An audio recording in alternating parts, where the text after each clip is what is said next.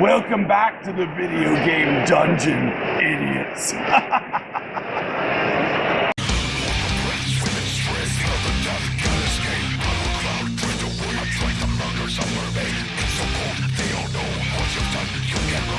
Once again, welcome back to the video game dungeon. I am Commander O'Rocks, and a new challenger has entered the arena. Epicino! That's right, today we are doing 10 epic moments from Dark Souls 3 Part 1. Now, Dark Souls 3, baby. This is covering the first half, well, what seems like the first half of the game, considering the length of the amount of total bonfires. You can see in the area above, like, it shows you how many bonfires there are by, like, the tab at the top. Yep. So it kind of tells you this is about halfway point. So this is like the Cathedral of the Deep. That's as far as we're gonna go. So you want to start the list today, Commander Ulrich? All right, my number 5 is the giant lizard on the bridge, where the invisible wall is, where you need the doll to get past. That motherfucker just comes climbing over the wall. She's crazy. He even has the lightning elementals, right? That's right. Oh god. And I was just fighting him by the invisible wall, swinging at him, damage him, had him about down to a half health. He kept running into the wall. When he would charge, I would dodge, he would hit the wall, and then all of a sudden he just disappeared. Yeah, man. The first time I fought him, I tried to run away, naturally. So when I ran into that fog wall without that doll yet... It's a rude fucking awakening. It was. And I got chomped up pretty quick. Pretty fucking quick. That was fucked up. Thanks a lot. What's yours? What's your next moment? My number 5 would have to be a boss fight involving Mr. Wolnir. Yeah. If you guys got to the Catacombs of Carthus yet? He's the last boss in that, and also a Lord of Cinder, right? That's right. I believe he's a Lord of Cinder. He is one of the Lords of Cinder. Well, he scared the crap out of me the first time too, man. He really got me. He lured me in with that skiny item, and I knew it was a trap. I just didn't know how it was coming. And when I saw a giant jump down and gotcha. Exactly, that scared me too. Woo! I'm scared. Got him. That giant skeleton head, and he's got the shackles, and then he's got all the sweet bling, and all of a sudden you're in this treasure room. That I had to stick back after I ran out of Estus Flash. Luckily, I summoned some help, so he took care of him. But I'm not so proud. But that's how I got past the boss. So I've yet to summon anybody to help. I beat the bosses on my own. I'm really proud of you, man. Because some bosses I can't handle by myself. I would take hours. I'd get frustrated. I've been fighting my ass off in that game. Nice, man. Epic times. What's your number? What's your 4th favorite moment? It's not more. It's more so just an observation in this game. I love the variety of enemies. You got the knights, the ghosts, the demons, the monsters, a little bit of everything. The bosses are epic. Mini bosses are awesome, and I just think the time and the differences and the types of monsters, to me, makes a game more interesting when you're not fighting the same thing over and over again. You kind of do have points, but at least they make the models slightly different, not all the same, just generic models. They have their own little weapons are different, a little bit of differences on their clothing. But there's a lot of good variety of enemies in this game. Which enemy intimidated you the most so far? Honestly, it's going to be that giant, dead, cow-looking wraith with the scythe in the swamp area with the poison that floats around. Oh, they're massive. Shoot. They're really hard. The Dark Wraiths? They're Do really they have the big. Skull masks? Yeah, they look like dead cows. Yeah. Those just floating, looking fucking mean, ready to take your soul right out of your body. Are they the guys that put the red in their hands and then the purple, and then they can grab your face too? Yep. Before the Abyss Watchers? They're big, yep. Okay. In the swamp area where you're going. Those guys, they're really hard. They're even like difficult to backstab, you know, because that's not go-to way. You know what I'm talking about. They're like real big. They're like way bigger than you. They float around and they got like, I want to say they have scythes in their hands. And they're wearing like black cloaks. They're big as fuck. And they have like, they look like dead animals, their face. To me, at least. I don't know. If you guys know what the thing is called, put it in the comments below. Let us know. Because I don't know what it's called. We'll bring up a picture. That's right. And we're going to put it up right now. Now! Now it's out of there. Now. So, drop the little paper here. My little scroll. What's your number 4, Pacino? Okay, in the Undead Settlement. Oh. Remember that giant bonfire? Yep. Where there were probably about 100... Yeah, the cult thing was going on, which looks like a ritual. That's right.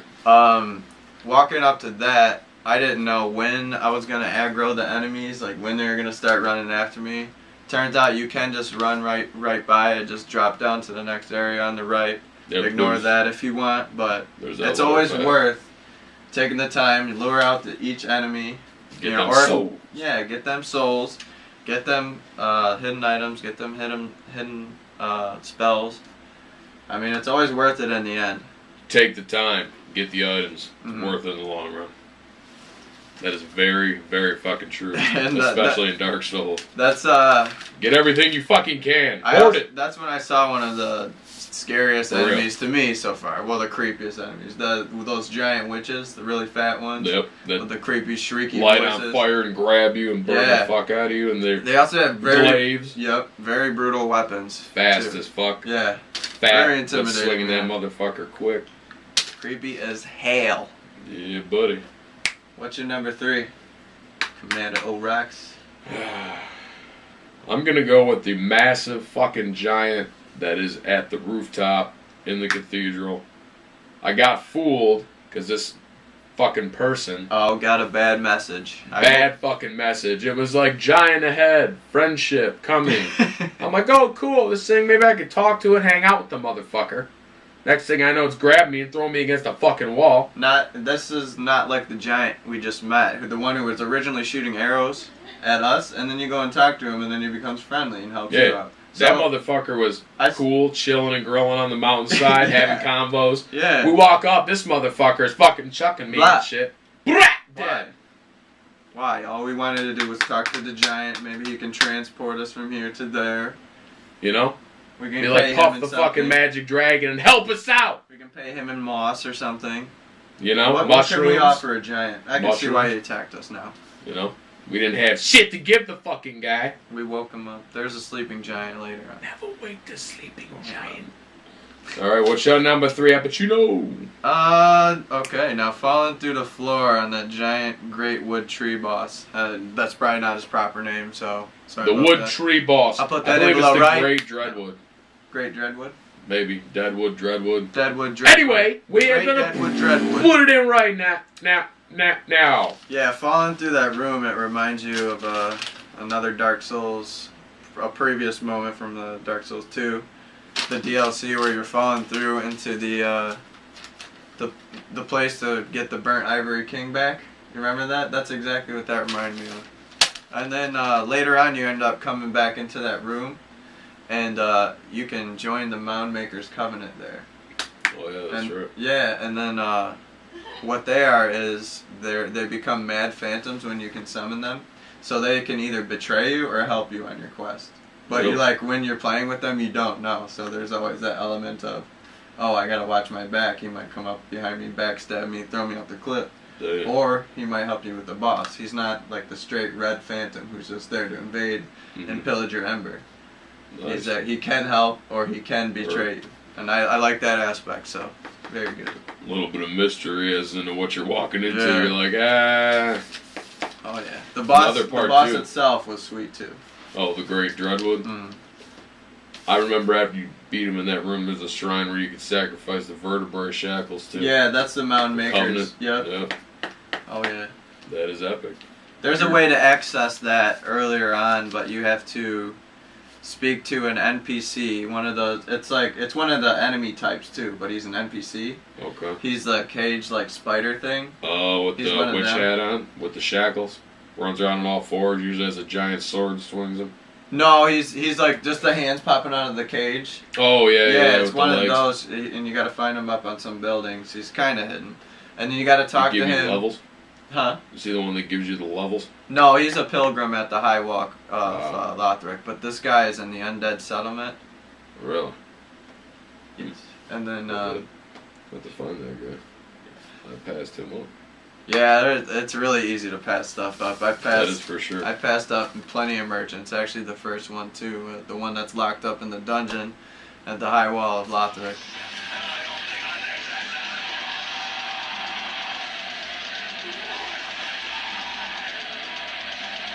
Where's that? So after you talk to that NPC, you go find one of those giant enemies that have the cages on their back, and he'll take you into that where the Great Wood boss is before you have that boss fight, and you can join the Mound Makers then before. No shit. Yeah. I did not know that. Yeah, another little tidbit I learned on the Dark Souls wiki. Cool Very information. useful. Very useful. I'll link that in below for you guys to use it. There's a lot of mystery info. There's a lot to learn about Dark Souls. Oh yeah, absolutely. A lot. Lots of the lore. It's a great game. The lore and every item has a story. Exactly. I love it. It's detailed, and that's what I like. All right. Number 2. Number 2 for What me. you got? Vort of the Boreal Valley. Oh, he was a bastard Me. the first time. And that motherfucker tussled. I got to the point where I was like, I'm doing this. I'm not fucking dying again. We literally killed each other at the same fucking time. Death blow to death blow. Thank Did God it when I count? came back, It counted. it stuck. I was like, Oh, woo! yeah. Thank you! Lords of Cinder, they provided for me on that one. Yes, they did. What's your number 2 up? You know. My number 2. Well, another Catacombs of Carthus moment before Wolnir, right before him. There's that rope bridge, and where all those Treacherous. those skeletons that keep spawning and spawning, they It's like a they just horde. mass. Yeah, you can cut that rope bridge down and make okay. them all fall to their deaths. Another cool piece of information. Yeah, do Keep that, that in guys. mind. Because also, if you're on the right side of the bridge when you cut it, you can go down there and get to the demon ruins Ooh. and the smoldering lake area. Nice. It's an optional area, but it's I just like It's the name very worth it. Smoldering Lake. It just yeah, sounds it's epic. very fucking epic. And Nice. a giant ballista shoots at you while Woo. you're trying to, make your way through, find the secret On treasures Dead and whatnot. Settlement flashback. And there's a few illusory walls in there too that are Nice. fun to find. That's fucked up because I've only found one of those in my whole. Oh, they're in halfway there, though. playthrough. Look for the messages too. Sometimes they're not there, but a lot of times it Sometimes will people be. will fuck with you like Yeah. they did me in the Giant. Yeah. Yeah, definitely. There's too many trolls with the illusory walls. Guys, you gotta cut that out, please. Cut it out. Don't be illusory wall trolls. Don't troll the folk in the game. Give us help. We'll help each other. We just want some treasure, mate. We want to excel in the inventory department. You know what I'm saying, fella? Help us out. Help a mate out.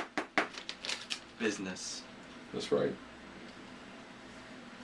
Well, Alright. so what was your number 1 there with this? What is your number 1 epic fucking Dark Souls 3 moment? The epic Dark Souls 3 moment for me was finally defeating the Abyss Watches.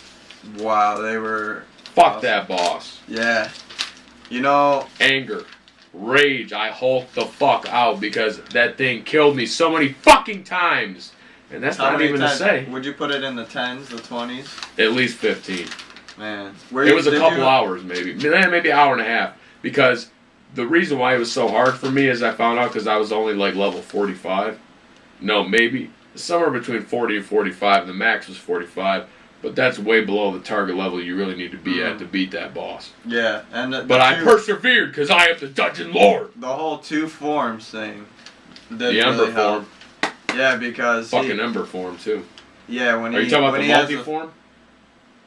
No, when the multi-form is easier because you can actually have him fight a couple of the other Abyss Watchers that come up. Oh, nice. Yeah, If I'm not mistaken, they they'll can start deal him. fighting each other. You could stick back, but also you'll have to dodge one of them because one of them's coming after your ass. You They can better also believe it. deal the boss damage when Yeah, they attack. exactly. If one of the mirrors or clones attacks the boss, it'll actually deal his life bar damage. Right. Which that helps out. Right. So Because I took a little bit of an advantage of that because, like I said, I was way under target level.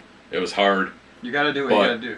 The game's cheap. Sometimes you gotta do what you gotta do. The beautiful thing is about the death blow that I dealt that motherfucker. After the struggle and anger I went through to take that fucker down. He's got the clip. And I did. I got the clip. I was like, oh my god, I'm about to die. He's about to die. I have no Estus left. He was jumping through the air. I said, fuck it. I'm swinging my axe. I swung my axe. I caught that motherfucker. Down he went. I roared like a fucking champion. I felt such an accomplishment. Finally taking that prick down, man. But I did it. Yeah. What's your number one moment, Al Pacino? Man, that's got me pumped, bro. It's hard to follow up. Flashbacks, man. Flashbacks. You can do it, bro. Epic moment. It's not as epic as a moment per se as far as action, but from previous Dark Souls game, you might remember the Onion Knight. He is a Knight of Katrina or Katarina. Lore time. One of the two. Lore time. But when you meet him at the lift, and I believe it's the Undead Settlement, he's there at the lift trying to figure out how he can get up, I believe. And then when you go up there to see what's up there, there's like a Demon Lord mini-boss. And then you start fighting it. I think you get it down a little bit. He fucks you up. Then the Onion Knight comes in to help you. And then you destroy him. Not the Onion Knight, but you destroy the demon boss with him, mini-boss. And then he ends up giving you... I think a pretty cool weapon, if I'm not mistaken. And it also furthers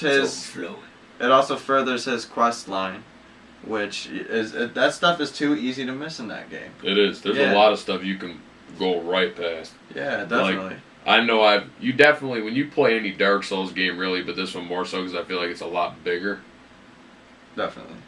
But to me, you carve your own path in any Dark Souls game, but more so in this. Because I can go a completely different path you went. You can go a completely different path that I went. Like, prime example, my buddy, Neo Reaper 511, when he was playing, he went alternate paths than I took. Like, I went and fought the Abyss Watchers. He went and fought, for example, the Crystal Mage before I fought the Crystal Mage. Like, you carve your own path in this game. And that's what I love about it. Shout out to Neo Reaper 511. Yeah, I like the fact that you can go to other areas before you clear every single area out. It gives a little more variation to the game. That is true. I like that a lot. I like it. It's and there's always new game plus. You can do the stuff you missed. You can write it down so you won't forget to do certain things. I think that's how I'm going to play through next time. If you played in close enough succession, you can kind of remember where you've been, where you haven't been, to keep an eye and say, okay, I've already been here. But it does really help to write it down, especially in a game like that, because you can get turned around, twisted around, and really kind of get lost real fast. Really quick. Depending on how well you know the areas and whatnot. That's when I hit up the Wikipedia page. The wiki page for it. That's true. That's true. Yeah, and that Onion Knight, later on at the cathedral, a guy imposes as him, Patches from previous games, and he puts the bridge down on you if you try to cross a certain bridge. He lowers it with the lever, and then he takes off the onion helmet, and it's fucking Patches, the guy who's kicked you into graves in other games and stuff. He's back, reincarnated again. Patches. This guy is he's back for you. He is a persistent evil spirit, I think, but he's also a merchant in this game. Yeah. So it's good to see what he has to offer through his quest line. So that's right. Trying to do that. I'm going to try that in New Game Plus. Another thing I want to talk about real briefly before we end this is the Motor City Comic-Con, the video game dungeon. This Saturday is going. Epic. We're traveling. We're hitting the Motor City Comic-Con. It's going to be vlogged. It's going to be amazing. Check it out. We're doing cosplay, so I'm going to be Leon. That's right. Resident Evil. My girlfriend, I'm going to dress her up as Claire. Well, she's going to dress herself, but... You guys are never going to guess. Yeah. Who are you going to be? I am going to be cosplaying the one, the only, Commander Olrox. Oh, that's right. Original OG. Commander Olrox. The video game D. The dungeon. But that's right. Keep an eye out for that. And also, after this, very shortly, we are going to be releasing the reviews from the dungeon of Dark Souls 3. We're going to do the full thing. Remember, this top 10 list was just the first half. So tune in for the next one. We got plenty more good content coming to you guys. That's right. The video game dungeon is here. We're here to stay.